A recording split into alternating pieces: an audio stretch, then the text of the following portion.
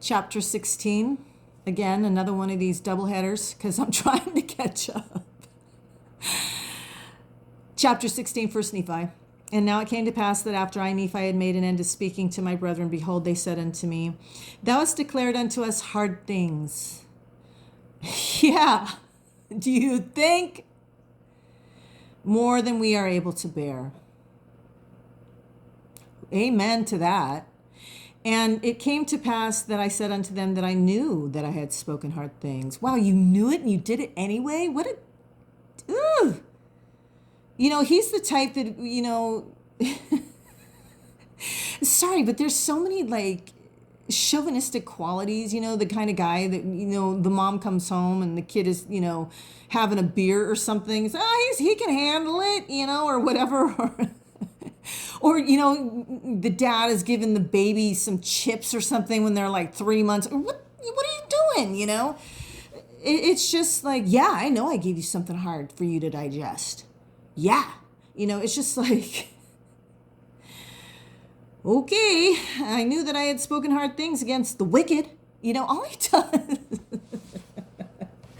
You know, I like these scriptures. I do. I like these sayings. You know, hard things against the wicked according to the truth. And according to the truth and the righteous have I justified and testified that they should be lifted up at the last day. Wherefore the guilty taketh the truth to be hard, for it cutteth them to the very center. I just love the writing. For it cutteth them to the very center. I like it. But it's still mean. He's so mean. He's so mean because he's calling them wicked. He's talking to them about the justice. You know what I mean? This didn't sound like Lehi's dream.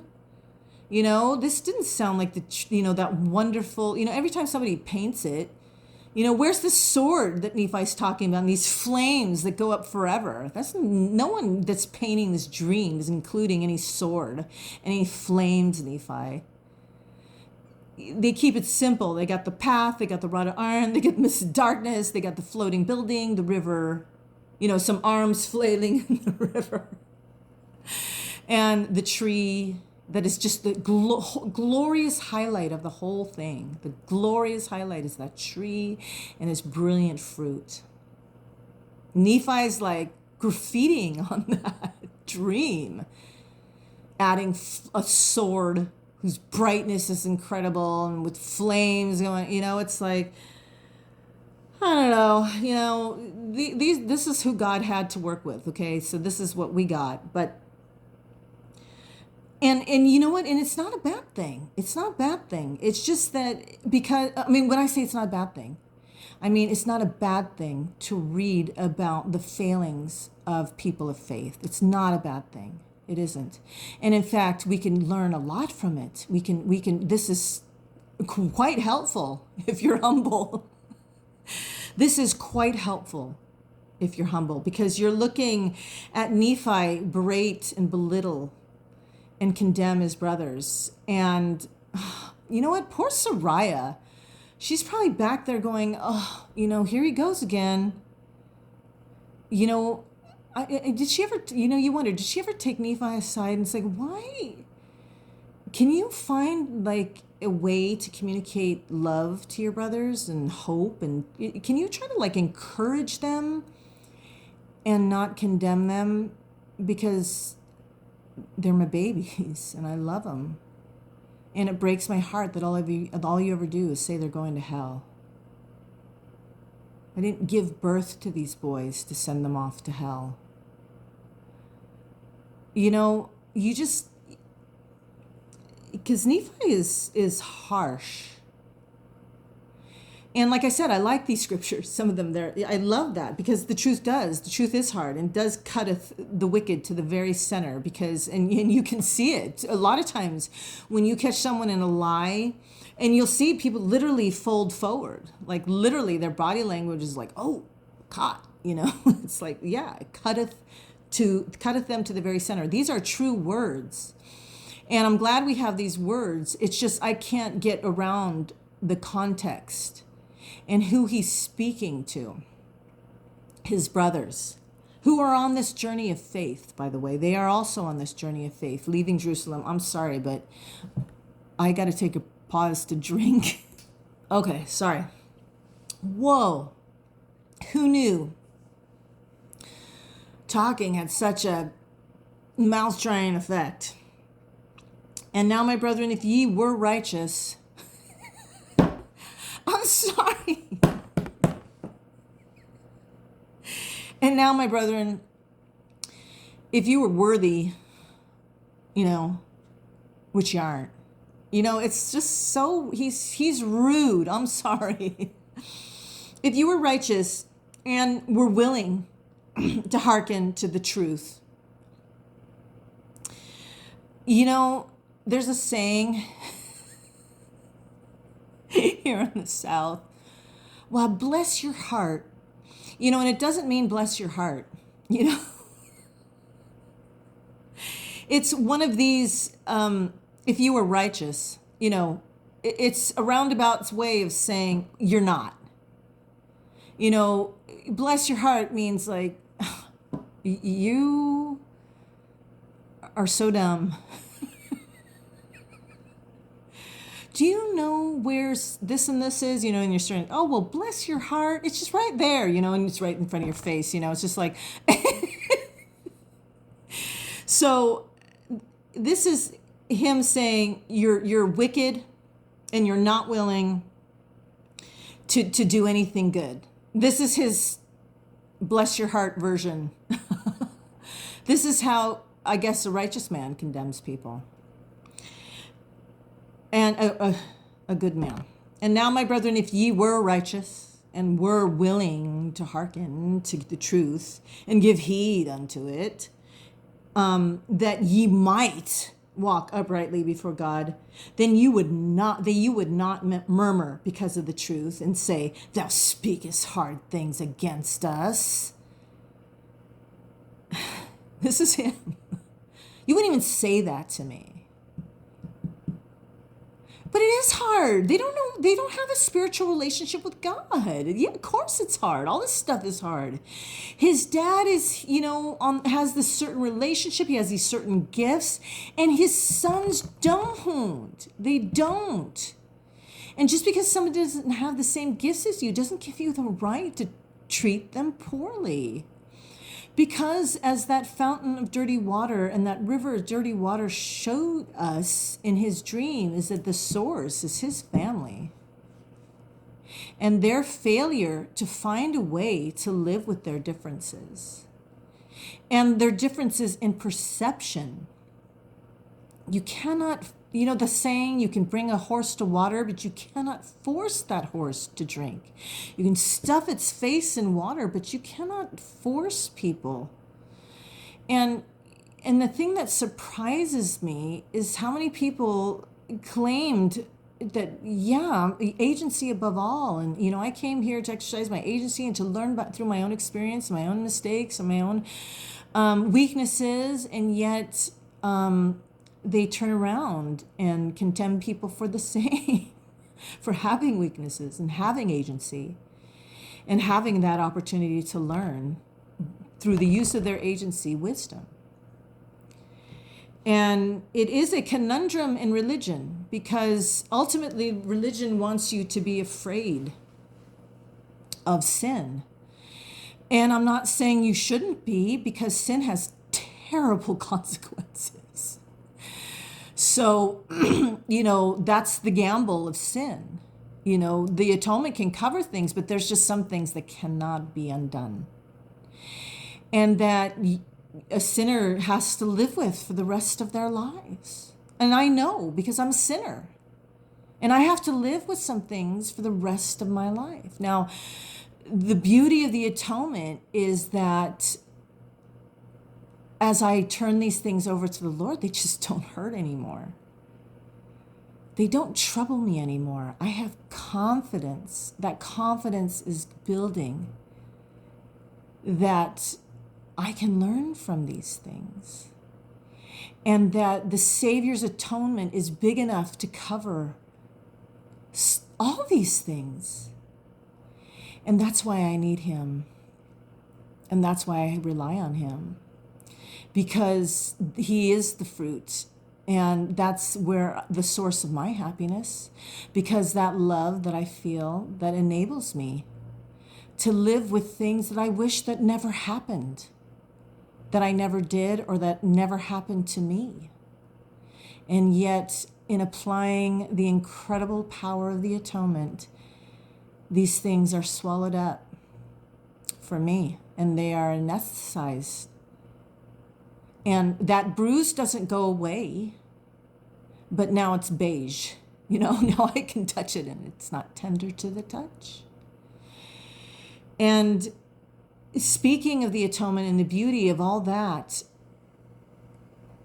that message isn't coming across to his brothers. It's just all hard things against them,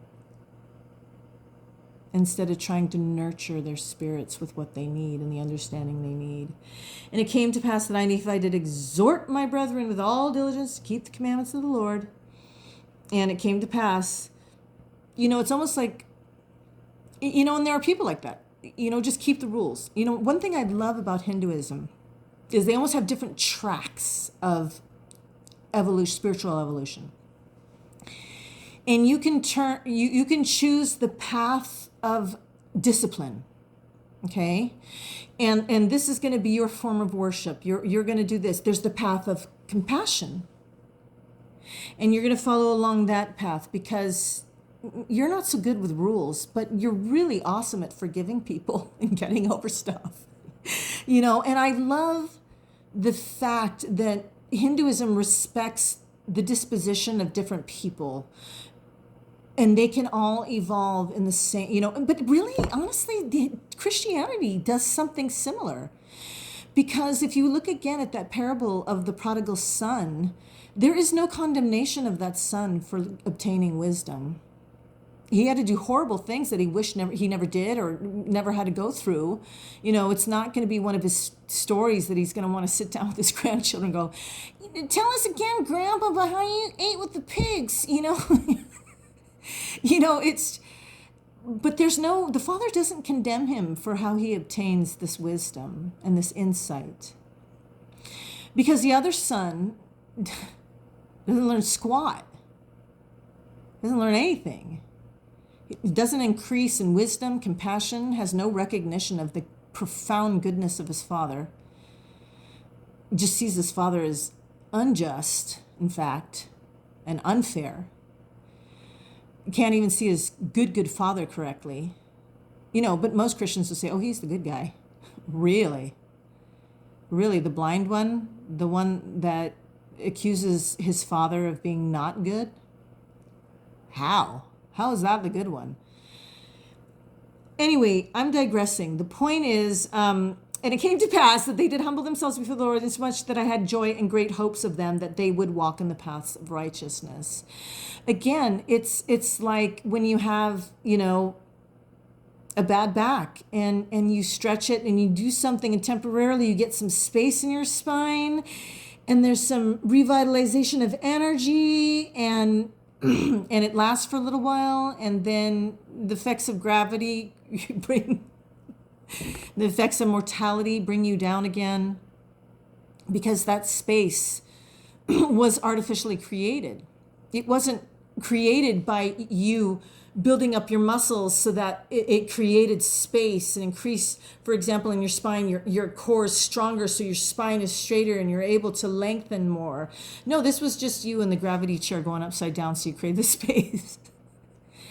This was because you were afraid of that sword and that flame and going to hell and all that. And so then you're like, oh, and that doesn't work. That type of relationship with God doesn't work. If you're the type that pictures God with a great big anvil in the sky, you're just waiting for him to drop it on your head.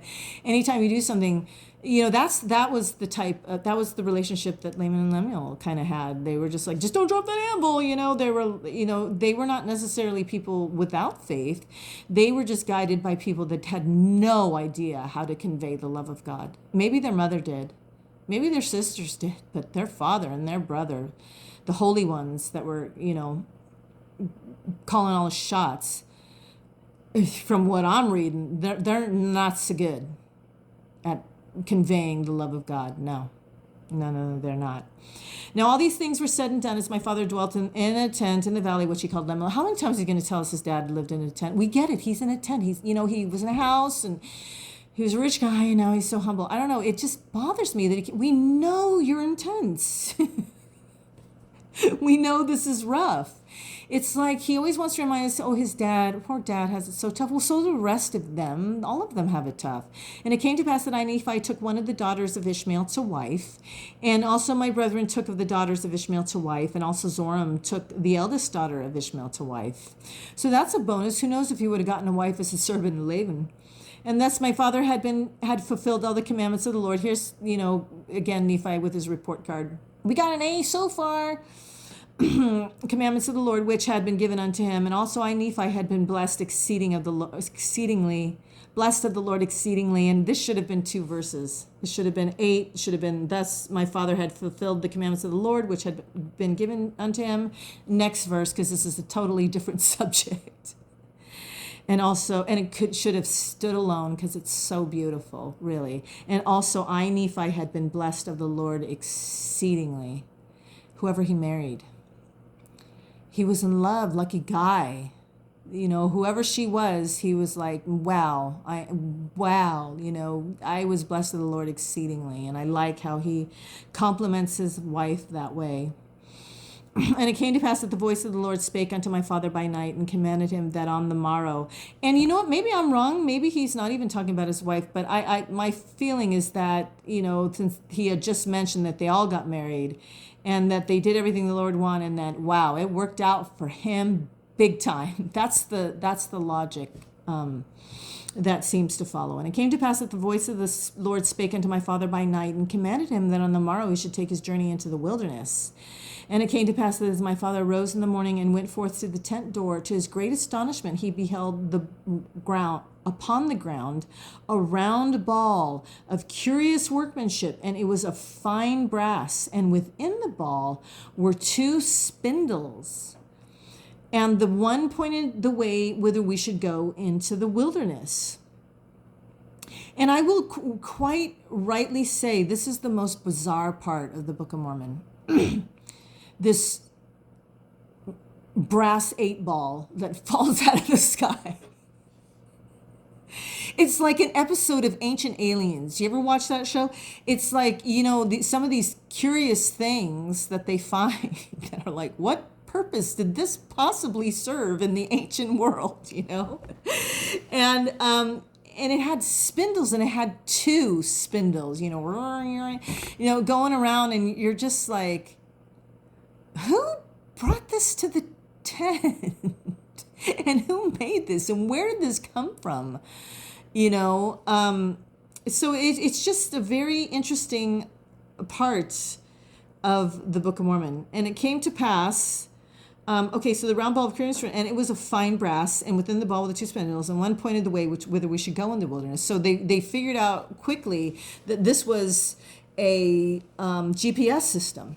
This is really, God's like, how else am I going to tell them how to find a way without constant direction? Because as we know, anybody that, you're going 3 miles, you've got the address in, and, you have constant, directions.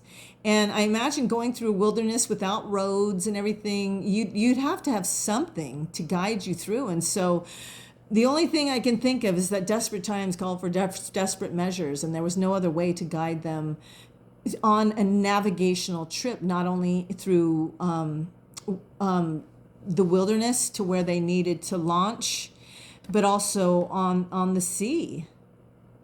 So how interesting that the Lord gave them a compass from, I can only imagine, from the spirit world or from heaven or for who knows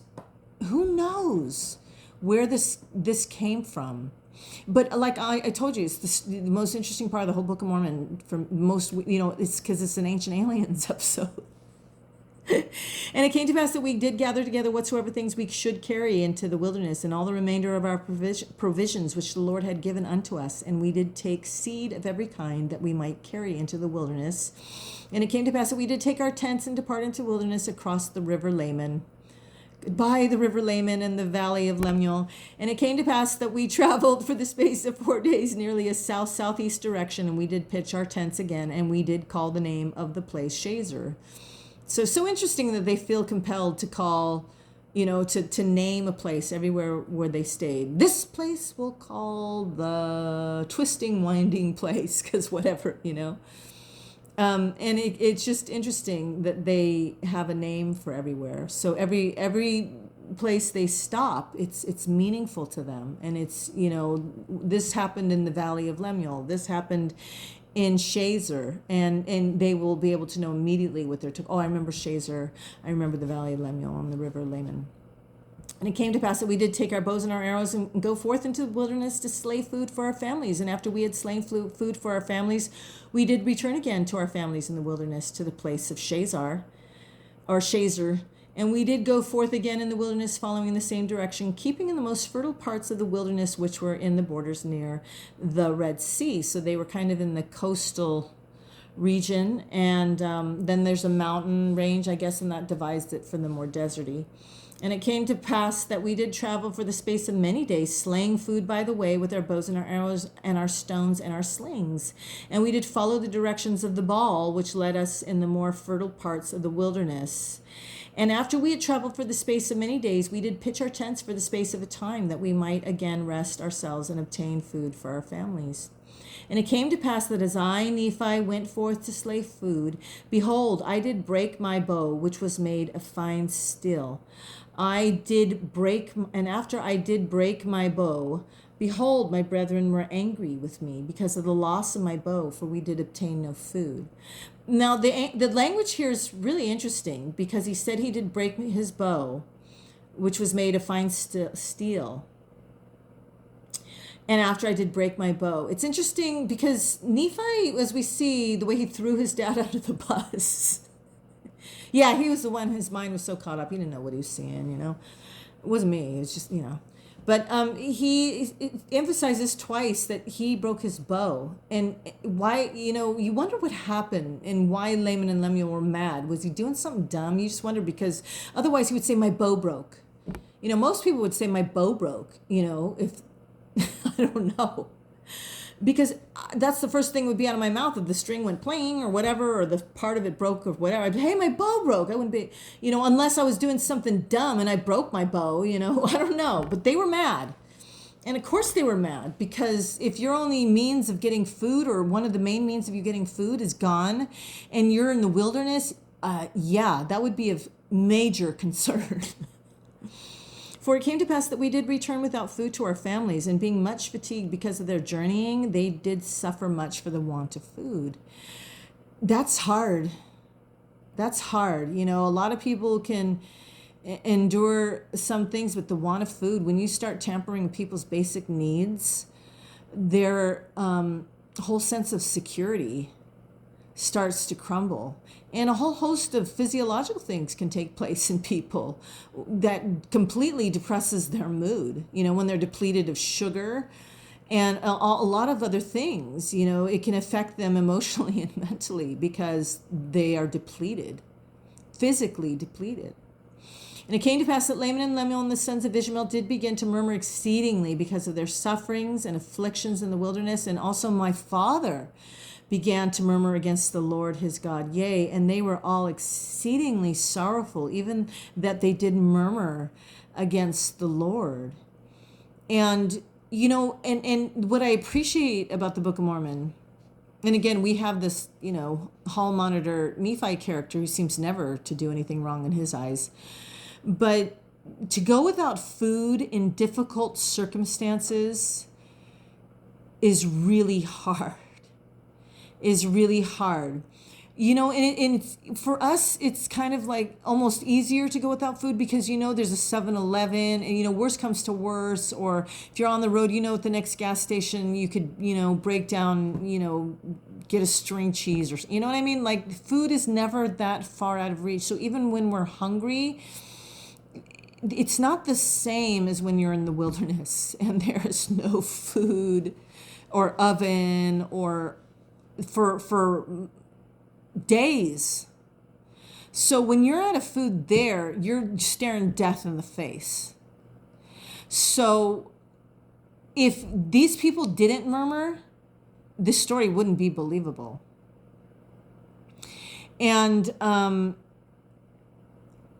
the fact that Nephi somehow was impervious to this, and that we don't see any little line here saying, I don't understand why my bow broke, or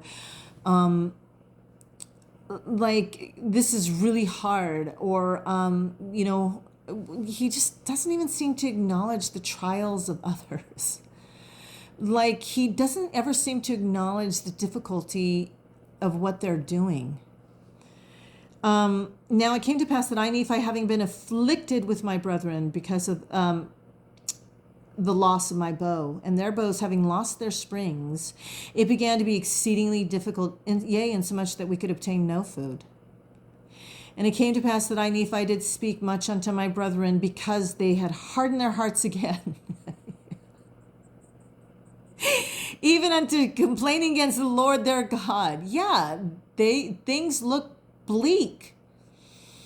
And it is hard to maintain a positive attitude. Our human nature, it is hard. Now, if you were born a Nephi that could always look on the bright side of life, good for you. But other people, don't have necessarily that ability to light their own lamps. And that's why God said, take that, basket off that, that bushel off that candle. Because people around you need light. They need light. And to me, Nephi isn't being a light. Unless you think of a cop's flashlight in their face. Why don't you believe? Why are you not keeping the commandments? Maybe that light. What did you say about a flaming sword and whatever, bright sword flames forever. So there's just some hardness to Nephi that makes him, for me personally, a very unlikable character. Because, food runs out and we have no means to obtain food. Yeah, things are looking pretty grim. And I'm going to be down in the dumps because I didn't have a meal for a while or whatever. Yeah, this is no joke. And it came to pass that I, Nephi, did make out of wood a bow, and out of a straight stick an arrow. Wherefore I did arm myself with a bow and an arrow, with a sling and with stones. And I said unto my father, whither shall I go to obtain food? It's like, that's what you've shown yourself to be, lacking as a prophet, but you're still the prophet. So, where am I going here? It's like, I don't know, because, we heard him brag about, his great stature. So then why is he, being harsh against these people that aren't as buff as he is, and aren't in shape or strong and in endurance, whatever else, the guy that slayed Laban, that held Zoram, the super strong one, so this should have been him. He should have been why didn't he do this before? Why didn't he come back to camp and do this a long time ago? Why did he wait till they were all on their last leg, And it came to pass, he should have done this first thing. And it came to pass that he did inquire of the Lord, for they had humbled themselves because of my words. Here he is. He always wants to pat himself on the back. For I did say many things unto them in the energy of my soul, I had to tell him off. That's what he's saying. I had to tell him off. Again, I can't say this saying enough.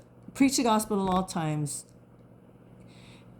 Light on the words, Nephi. Light on the words. Just live the gospel. How about that? Just get down there. make the bow. Just you see that they're uncomfortable. You see that this is hard. There's women, there's children, there's probably pregnant women at the time. There's your old mother and your old father. These people are old people. Their heat is hard to regulate. Who knows how old they are, but probably by those day standards, they're probably old.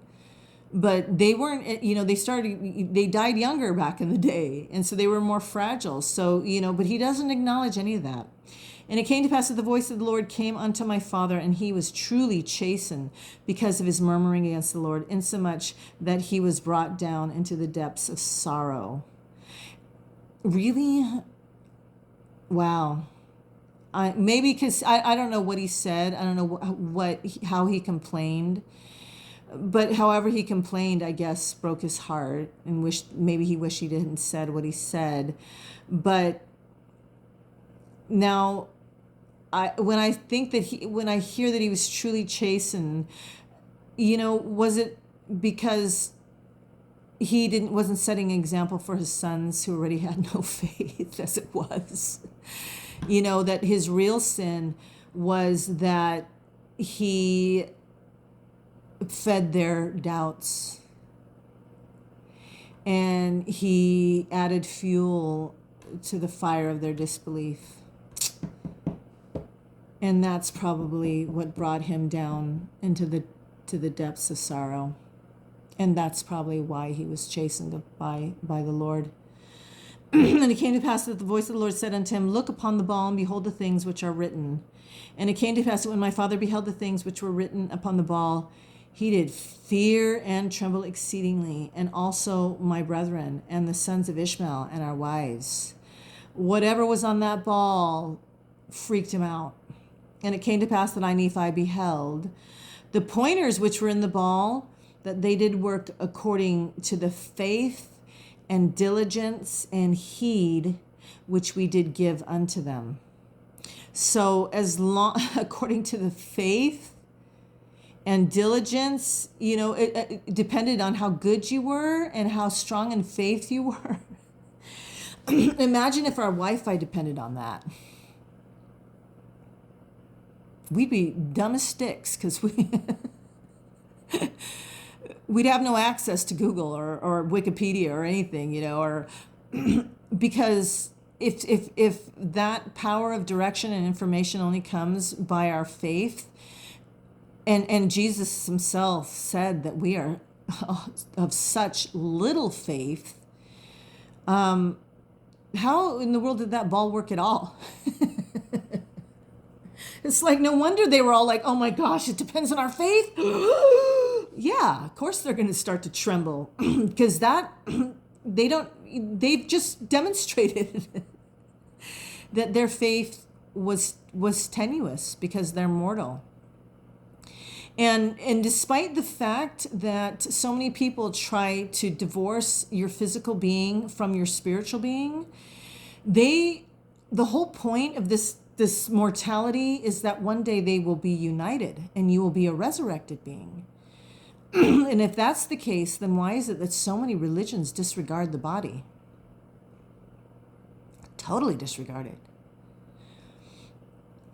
As long as you keep those 10 commandments, you can stuff your body with whatever garbage you want.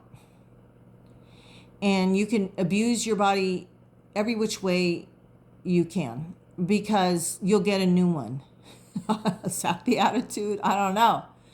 But there seems to be a certain disconnect in the Christian world, the spirit from the body. And honestly, sometimes I think that's why Jesus had to go through the multitude and go, okay, now who has a connection between their spirit and their body? Can't work with people who don't have that connection, who think that somehow they're separate from the body that clothes their spirit and houses their spirit. And Nephi here just seems to think that people should be separated from their body. And they did not have a practice. There are some yogis in India and Sajus and these Fakirs, fakirs. Sorry, but I had to spell that out. That was a tricky word. Who can do things like lay on beds of nails. They can go without eating. They can. They have a certain control over their body that has been their religion and their practice and their spirituality, which is overcoming their physical and denying their physical and in some way crucifying the flesh. That's exactly what they're doing. They're crucifying the flesh so that their spirit dominates their destiny. And their spirit dominates their interaction with the world, so that their spirit is the one at the helm, not the body dictating what's what. But these people had no such practice. They had no such practice. These were not yogis or holy men of India. These were people that if you didn't give them lunch, by golly, it was going to be hard to miss dinner and lunch and breakfast and dinner of the next day. It was going to be hard because our bodies are machines and they get used to a routine. And when you take that away, it becomes difficult. And when you deprive the body of bread or carbohydrates, we can, they don't make those Snicker commercials for nothing. Hangry. You're not you when you're hungry. You're not you. And science bears this out. For many people, they get hangry, they're grumpy, their mood drops, chemicals in their bodies change. And yet somehow, even though the Book of Mormon is telling us, hunger's a hard one. You need to nourish yourself. Make sure that you have a good, steady supply of calories when you're undertaking something hard, because I'm telling you, no matter how great your faith is, like Lehi, if your body is depleted, your faith is going to feel impossible. So unless you're some holy man, like, action figure Nephi or some of these people in India, try to maintain good health and sustain yourself physically. Take care of your body. Take care of yourself. So yes, of course they were afraid that this worked according to their faith, because they just were shown their faith wasn't in such great state. And there was also written upon them a new writing, which was plain to be read, which did give understanding concerning the ways of the Lord, and it was written and changed from time to time according to the faith and diligence which we gave unto it. This is another hilarious part of the Book of Mormon right here. And thus we see that by small means, the Lord can bring about great things. Oh yeah, no biggie. Some brass 8-ball falls out of heaven. That's no small thing, Nephi. That's one of the biggest miracles ever described in the scriptures, that a machine came and guided you through. That, like I said, that's the most unusual. But he's like, oh yeah, this is no big deal. This is some small means. No, this is not a small means. And it came to pass that I, Nephi, did go forth up into the top of the mountain according to the directions which were given upon the ball. And it came to pass that I did slay wild beasts, insomuch that I did obtain food for our families. And it came to pass that I did return to our tents, bearing the beasts which I had slain. And now when they beheld that I had obtained food, how great was their joy. It doesn't, it sounds like a criticism, doesn't it? It sounds like, oh, and of course, when I come back with food, oh, then they were happy. Boy, you should have seen how happy they were when these lowly humans were able to maintain their physiology. It's like, that's what it sounds like. I don't know. He just sounds super arrogant to me. And it came to pass that they did humble themselves before the Lord and did give thanks unto him. And it came to pass that we did again. Yeah, when from the time that we're babies, when we have, fat and sassy and fat and happy, fat babies are always associated with being happy babies. And that's because their basic needs are met. And so they're not made to feel that their very existence is at stake. And again, this whole idea of the base chakra, when our basic needs are not met, we suddenly feel insecure in existence, and we feel like, are we meant to be here? Are we being sustained by the universe? Is the universe trying to boot us out of here? Did we fail the test? All sorts of questions can begin to go through people's minds. And Nephi acknowledges none of this. And it came to pass that we did again take our journey, traveling nearly the same course as in the beginning. And after we had traveled for the space of many days, we did pitch our tents again, that we might tarry for the space of a time. And it came to pass that Ishmael died and was buried in the place which was called Nahom. So this is now where they settled. I guess they named it again. And it came to pass that the daughters of Ishmael did mourn exceedingly, of course. Because, if their dad is older and he's left his home and he's on this journey in the wilderness and food is not consistent and they're moving, and who knows, how they were able to hydrate or whatever in these circumstances. And I'm sure they felt their dad died as a result of this journey. Because of the loss, they did mourn exceedingly because of the loss of their father and because of their afflictions in the wilderness. And they did murmur against my father because he had brought them out of the land of Jerusalem, saying, our father is dead, yea, and we have wandered much in the wilderness, and we have suffered much affliction, hunger, thirst, and fatigue. And after all these sufferings, we must perish in the wilderness with hunger. So food was very inconsistent, and that is a really hard thing to bear, and just to ponder how much hunger there is in this world, and people don't really seem all that concerned about it. They're like, well, it's in my neighborhood, but it is a hard thing to have to endure. It is really hard because you're, like I said, you go into survival mode, and a lot of your capacity to process higher thoughts and is diminished because your reasoning centers are shut down because you've gone into a state of self-preservation, which is all about just keeping you alive, not trying to figure out your math homework or understand the scriptures or the things of God. And again, they're complaining, and thus they did murmur against my father and also against me, and they were desirous to return again to Jerusalem. And Laman and Lemuel said, Laman said unto Lemuel and also unto the sons of Ishmael, behold, let us slay our father and also our brother Nephi, who is taking it upon him to be our ruler and our teacher, who are his elder brethren. And if you read this text carefully, you can totally see how Nephi is arrogant. He's arrogant, and he is not the leader that Christ, the minister, the foot washer, he's the one that said, he'd be in the camp of James and John. Should we rain fire down on the city here, God?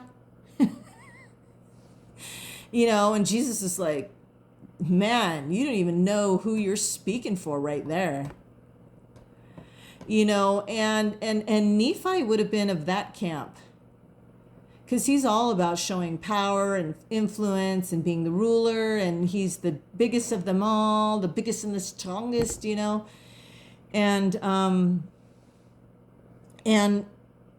I can imagine that the bad blood between them, well, and you see the consequence of all this.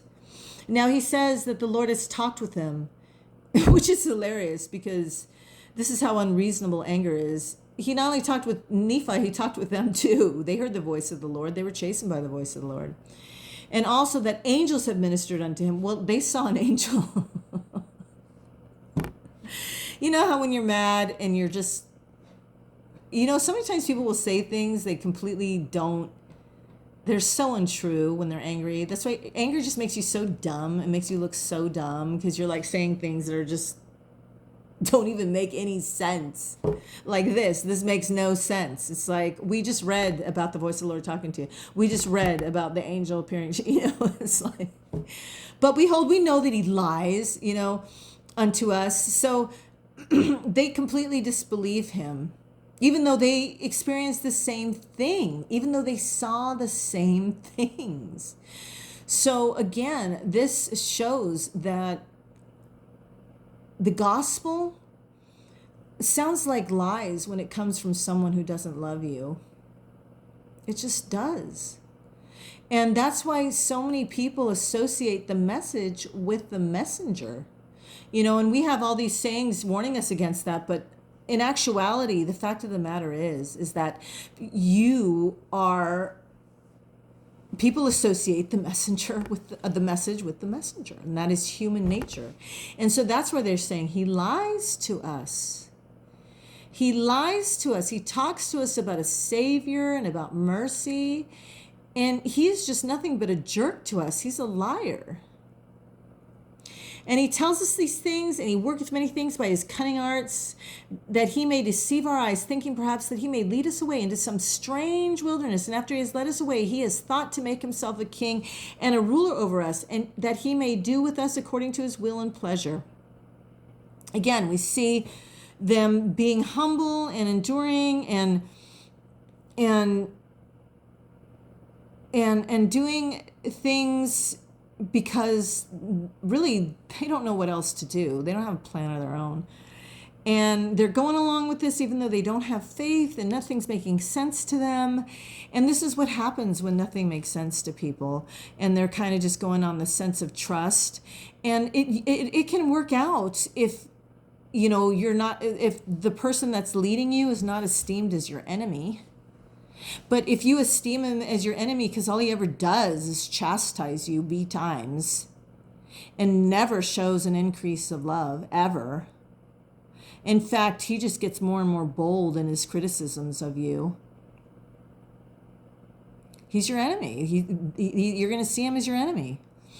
And enemies don't tell the truth. They're just liars. They just work against you. And that's the way they see it. And it came to pass that the Lord was with us. Yea, even the voice of the Lord came and did speak many words unto them and did chasten them exceedingly. Oh, maybe I jumped the gun. Maybe this is the first time they're hearing the Lord. I know they hear the voice of the Lord, but maybe I jumped the gun. I did chasten them exceedingly. And after they were chastened by the voice of the Lord, they did turn away their anger. Yeah, I think most of us would. And did repent of their sins, insomuch that the Lord did bless us again with food, that we did not perish. So again, we're made to believe that all of this was because of Laman and Lemuel, and that once that they repented, then everything went well again. It's kind of hard to wrap your head around that, because I read incredible unkindness from Nephi and inconsideration. So, but Nephi specifies, but who knows? He says that the Lord came and did speak many words unto them. Only he again makes it seem like the Lord is only speaking to them the way Lehi was only speaking to them. So you wonder if the Lord wasn't speaking to all of them.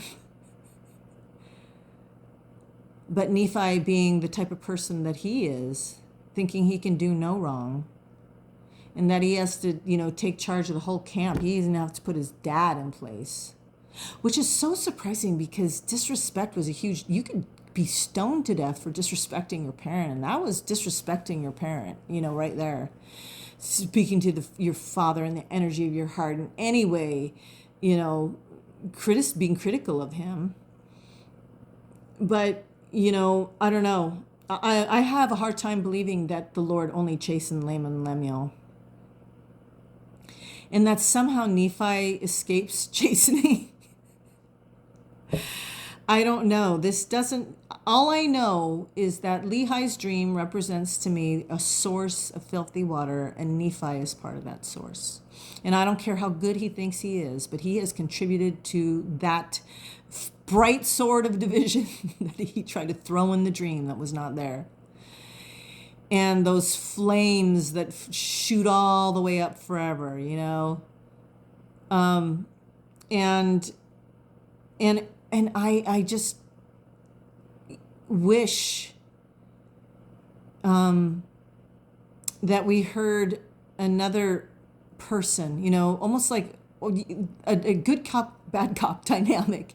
You got Nephi, who's really the bad cop, can we have a good cop in here somewhere who's like, get it off your mind. Come on.